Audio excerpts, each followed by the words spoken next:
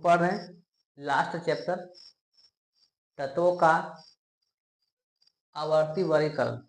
यह लास्ट है केमिस्ट्री का, क्लास 10वां केमिस्ट्री का यह लास्ट चैप्टर है तत्वों का आवर्ती वर्गीकरण। अब हम लोग शुरू करते हैं आवर्ती वर्गीकरण के बारे में।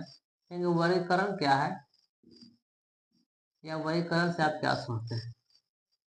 तो कहेंगे अब तक 118 तत्वों का आविष्कार हो चुका है और उन सभी 118 तत्वों के एक समान गुण वाले तत्व एक समूह में रखा जाता है तो उसे वर्गीकरण कहते हैं। अर्थात एक समान गुण वाले तत्वों को एक समूह में रखना वर्गीकरण कहलाता है। इससे फायदा क्या हुआ? इससे फायदा हुआ कि सबको अध्ययन करने में सुविधा होगा, उसका गुण पता हो जाएगा। आगे आने वाला जो पीढ़ी होगा उनको इस सब के बारे में अध्ययन नहीं करना पड़ेगा, अध्ययन करेंगे लेकिन उनको उतना तक अध्ययन करके मिला रहेगा। तो हम कह सकते हैं वर्गीकरण के मतलब कि एक समान गुण वाले तत्वों को एक समूह में बांट कर रखना वर्गीकरण कहलाता है। जैसे हम लोग क्लास में पढ़ाते हैं तो 5वां क्लास का वर्गीकरण किया अलग है, 6ठा क्लास का वर्गीकरण, 7वां क्लास का वर्गीकरण अलग करिए। तो ये अलग अलग भाग में बांट देते हैं। कभी कभी ऐसा होता है ना कि कमजोर विद्यार्थी के लिए अलग से बांटते हैं, इसका वर्गीकरण अलग करते हैं, और कुछ तेज है उसका अलग करते हैं, ज़्यादा तेज है उसको अलग करते हैं। तो ऐसे ही वर्गीकरण कर सकते हैं। मतलब वर्गीकरण अपना अपना फेवर में होता है और वर्गीकरण करने का श्रेय वो करने वाले होते हैं। ठीक उसी प्रकार से तत्वों अभी तक 118 तत्व हैं और 118 तत्वों का वर्गीकरण करने के लिए प्रयास किया गया। प्रारंभ में तो 118 तत्व नहीं थे, धीरे धीरे आविष्कार होते गए नियम बदलता गया। पहला वर्गीकरण के लिए वैज्ञानिक आए थे लेवोजियर।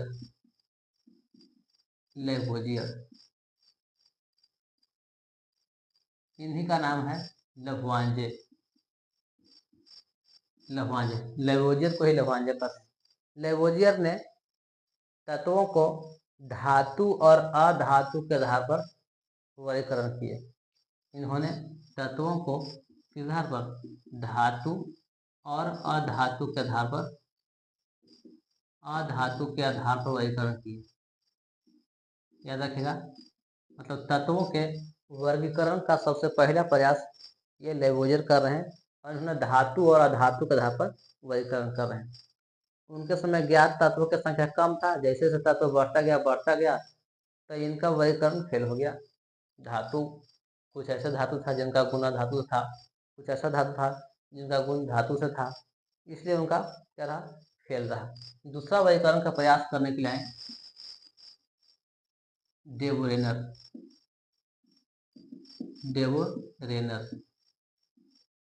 और डेवोरेनर दूसरी बार वर्गीकरण करने के लिए, मतलब लेवोजियर के बाद आए डेवोरेनर। इन्होंने वर्गीकरण करने के लिए तिर्यक नियम दिए।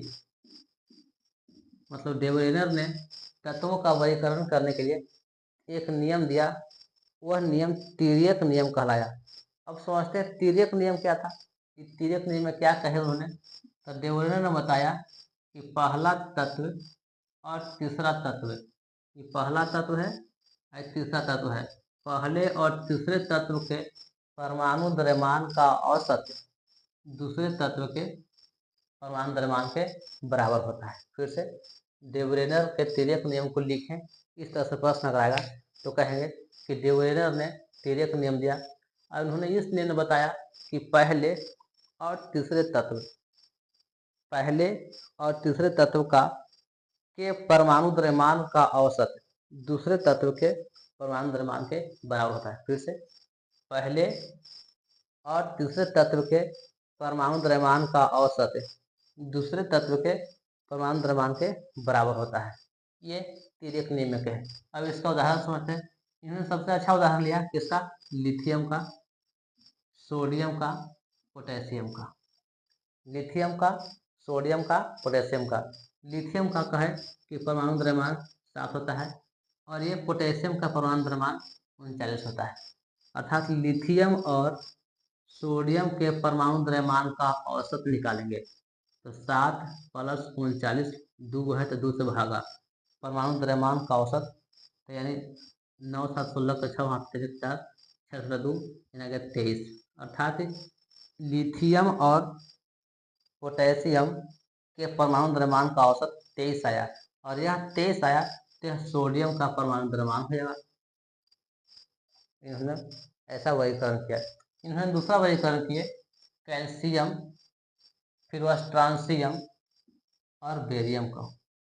कहा कि कैल्शियम और बेरियम के परमाणु द्रव्यमान का औसत स्ट्रांसियम के परमाणु द्रव्यमान के बराबर होता है। डेवरेन का तिर्यक नियम भी आगे चलकर सफल न रहा, फेल रहा। इनका भी तिर्यक नियम खत्म हो गया। इनके बाद आए तीसरा वैज्ञानिक न्यूलैंड्स।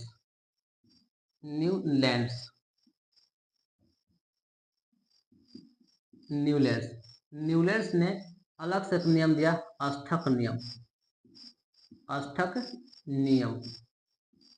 यानी डेवरेन के बाद तीसरा वैज्ञानिक आए न्यूलैंड्स, और न्यूलैंड्स ने एक अपना नियम दिया, अष्टक नियम। अब अष्टक नियम को पढ़ते हैं, ये अष्टक नियम में क्या कहे थे, तब तक हम कुछ वर्ड को साफ कर लेते हैं। न्यूलैंड्स ने अष्टक नियम दिया, और अष्टक नियम में कहा कि तत्वों को बढ़ते हुए परमाणु द्रव्यमान के अनुसार से जाते हैं। तत्वों को बढ़ते हुए परमाणु द्रव्यमान के अनुसार से जाते हैं। तो पहला तत्व का गुण प्रत्येक 8वें तत्व के गुण के समान होता है। फिर से न्यूलैंड्स ने अष्टक नियम में कहा कि तत्वों को बढ़ते हुए परमाणु द्रव्यमान के अनुसार से जाते हैं। परमाणु द्रव्यमान बढ़ता है और उनके अनुसार से जाते हैं, तो पहले तत्व का गुण प्रत्येक 8वें तत्व के गुण के बराबर होता है। यानी इन्हें अष्टक नियम कहा। इस अष्टक नियम में उन्होंने संगीत के 7 स्वर का उदाहरण दिए। जिस प्रकार से संगीत के 7 स्वर होते हैं, सा, रे, ग, म, प, ध, नी, और 8वां फिर सा से शुरू हो जाता है। तो ठीक उसी प्रकार से तत्वों को हम बढ़ते हुए परमाणु द्रव्यमान के अनुसार से जाएंगे तो 7 तक ठीक रहेगा, और 8वां का गुण फिर पहले के गुण से मिल जाएगा। जैसे उदाहरण देखिए, इन्होंने सजाए जैसे किसके नियम से कहा, तो संगीत के स्वर की तरह से पहला था सा, रे, गा, म, प, द, नी। सा, रे, गा, म, प, द, नी, यानी पाधनी धराएंगे। ऐसे ही होता है संगीत का स्वर। जानकारी हमें भी कुछ होता नहीं है, लेकिन सारे गामा के आधार पर सजाए। इन्होंने कहा कि जिस तरह से 7वां पहला, दूसरा, तीसरा, चौथा, 5वां, 6ठा, 7वां और 8वां फिर 7 से शुरू होता है, ठीक उसी प्रकार से उन्होंने तत्वों को बढ़ते हुए परमाणु द्रव्यमान के अनुसार सजाया। पहला तत्व रखा उन्होंने हाइड्रोजन को, उसके बाद हीलियम अक्रिय गैस है। उनके समय अक्रिय गैस का खोज नहीं हुआ था, इसलिए अक्रिय गैस को इसमें नहीं शामिल करना है, ध्यान रखिएगा। अक्रिय गैस का खोज इनके समय में नहीं हुआ था, इनके बाद हुआ था। इसलिए पहला कौन आएगा, हाइड्रोजन। उसके बाद आएगा लिथियम, उसके बाद हाइड्रोजन, हीलियम, लिथियम, उसके बाद beryllium, boron, carbon, nitrogen, oxygen. यानी पहला हाइड्रोजन, दूसरा हीलियम होता है, लेकिन उस समय हीलियम अक्रिय गैस था, खोज नहीं हुआ था। हाइड्रोजन, हीलियम, लिथियम, बेरिलियम, उसके बाद बोरॉन, कार्बन, नाइट्रोजन, ऑक्सीजन, इन 7 होते हैं। और 8वां गुण देगा ऑक्सीजन के बाद 8वां तत्व होगा इसका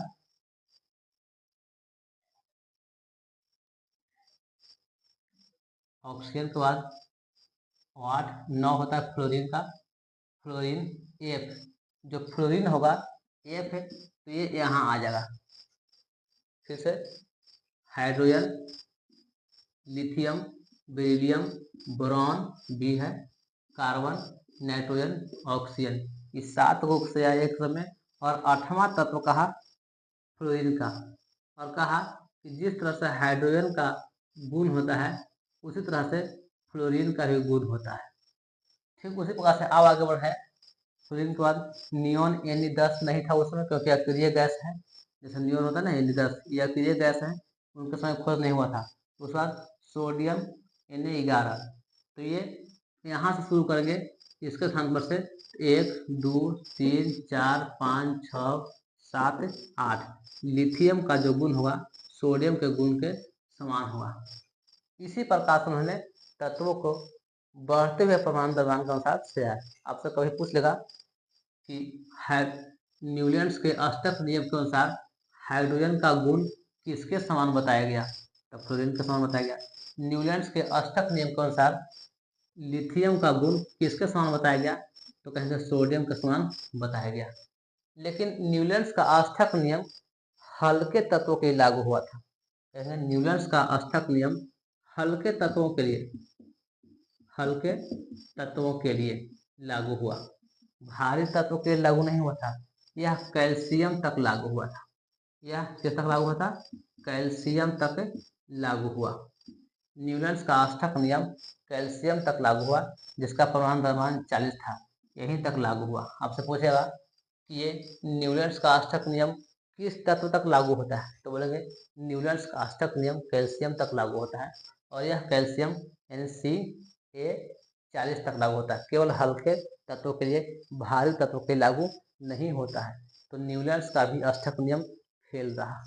इनके समय ज्ञात तत्व, न्यूटन के अष्टक नियम के समय जो ज्ञात तत्व था 56 था।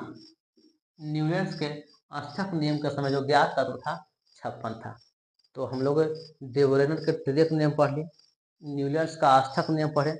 इसको लिखा जाए तो कहेंगे कि न्यूटन ने अपने अष्टक नियम में तत्वों को बढ़ते हुए परमाणु द्रव्यमान के अनुसार सजाया, और उन्होंने बताया कि पहले तत्व का गुण प्रत्येक 8वें तत्व के गुण के बराबर होता है। जिस प्रकार से संगीत के स्वर सारे ग म प ध नि 7 होते हैं और पुनः 8वां फिर स से शुरू होता है, उसी प्रकार से इसको सजाया। अब इनका भी फेल रहा, क्योंकि कैल्शियम तक लागू होता है, हल्के तत्व तक लागू होता है। इसके बाद एक वैज्ञानिक आए, अगला मेंडलीफ। और मेंडलीफ ने सबसे पहली बार आवर्ती नियम दिया। आवर्ती नियम, मेंडलीफ ने सबसे पहली बार आवर्ती नियम दिया। आवर्त सारणी बनाने का प्रयास सबसे पहली बार मेंडलीफ किए थे। तत्वों के वर्गीकरण का पहला प्रयास सबसे पहले लेबोजियर किए थे, लहवांचे किए थे, वर्गीकरण करने के शुरू किए थे। लेकिन एक आवर्त या एक सारणी बना के सबसे पहली बार मेंडलीफ कर रहे हैं। मेंडलीफ ने अपने तत्वों को परमाणु द्रव्यमान के अनुसार ही सजाया। जिस प्रकार से डे ब्रोगली सजाया था परमाणु द्रव्यमान के अनुसार, और ये न्यूटन सजाए थे परमाणु द्रव्यमान के अनुसार, ठीक उसी प्रकार से मेंडलीफ भी परमाणु द्रव्यमान के अनुसार सजाया। मेंडलीफ ने कहा कि तत्वों के भौतिक और रासायनिक गुण उनके परमाणु द्रव्यमान के आवर्त फलन होते हैं। उन्होंने क्या कहा? तत्वों के भौतिक और रासायनिक गुण, सुन लीजिएगा बढ़िया से।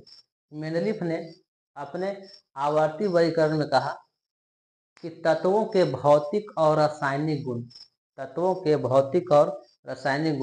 उनके परमाणु द्रव्यमान के आवर्त फलन होते हैं। जैसे मेंडलीफ ने अपने आवर्त सारणी में कहा कि तत्वों के भौतिक और रासायनिक गुण उनके परमाणु द्रव्यमान के आवर्त फलन होते हैं। अर्थात उन्होंने तत्वों के भौतिक और रासायनिक गुण परमाणु द्रव्यमान का आवर्त फलन बताया।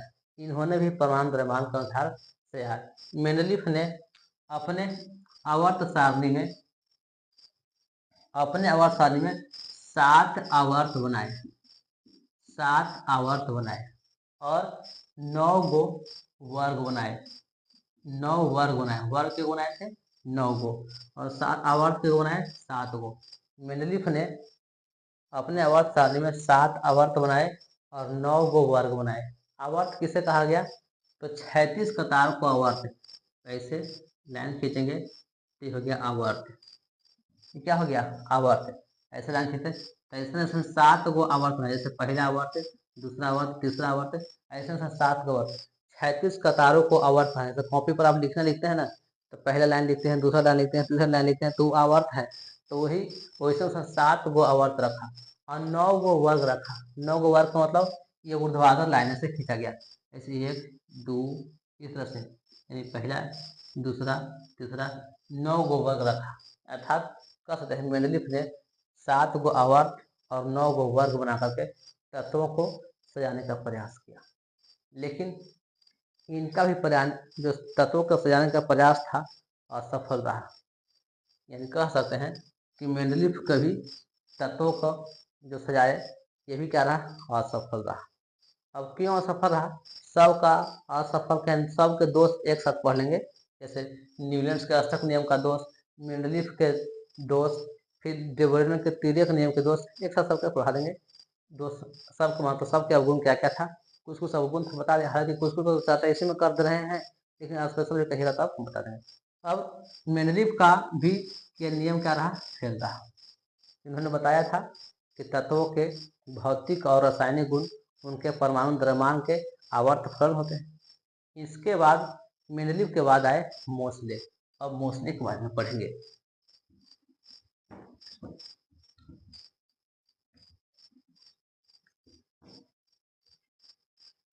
मेंडलीफ के समय कौन से होते हैं? मेंडलीफ के समय कुल ज्ञात तत्व 63 थे, मतलब 7 तत्व का विकास हो चुका था। न्यूलैंड्स के अष्टक नियम के समय हमने बताया कि ज्ञात तत्व 56 था, लेकिन मेंडलीफ के समय ज्ञात तत्व की संख्या 63 हो गया था, बढ़ गया था। पूछेगा कि मेंडलीफ के समय ज्ञात तत्वों की संख्या कितने था? तो 63। पूछेगा न्यूलैंड्स के अष्टक नियम के समय ज्ञात तत्व कितने था? तो 56। अब आते हैं, अगला था मोसले। मोसले मोसले ने तत्वों का वर्गीकरण किए। तो इन्होंने पहली बार परमाणु संख्या के आधार पर वर्गीकरण किए। मोसले ने पहली बार तत्वों का वर्गीकरण परमाणु संख्या के आधार पर किए।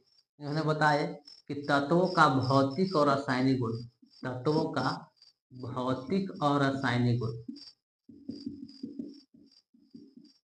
भौतिक और रासायनिक गुण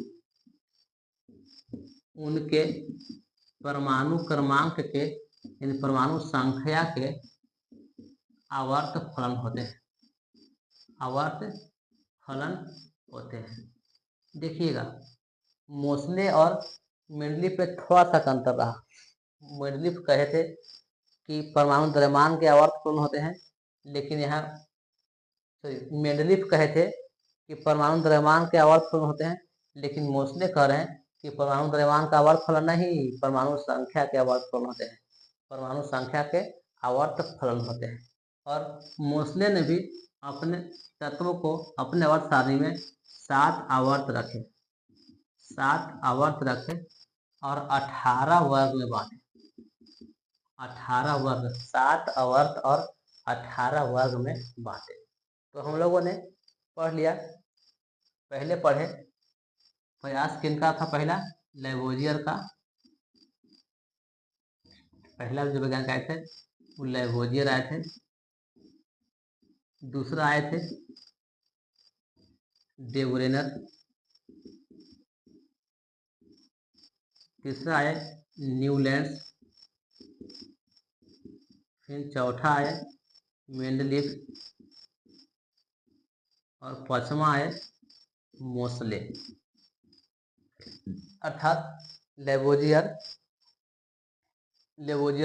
धातु धारक आधार पर, ये डेवोरेनर, न्यूलैंड्स और मेंडलीफ, ये तीनों परमाणु द्रव्यमान के आधार पर आया, परमाणु द्रव्यमान के आधार पर आया। द्रव्यमान, ये धातु और अधातु, धातु और अधातु, और इसे है मोस्टली परमाणु संख्या के धातु, परमाणु संख्या के आधार पर से है। तो हम लोग तत्वों का आवर्ती वर्गीकरण में पांचों वैज्ञानिक के बारे में पढ़ लिए। अब इनका गुण, इनका क्या क्या दोष था वो पढ़ लेंगे एक वीडियो में, और एक वीडियो में हम सिर्फ मोस्ले के आवर्त सारणी को पढ़ाएंगे जो आपको 10वां क्लास में प्रश्न पूछ दिया जाता है। तब तक के लिए आपसे विदा लेते हैं। धन्यवाद।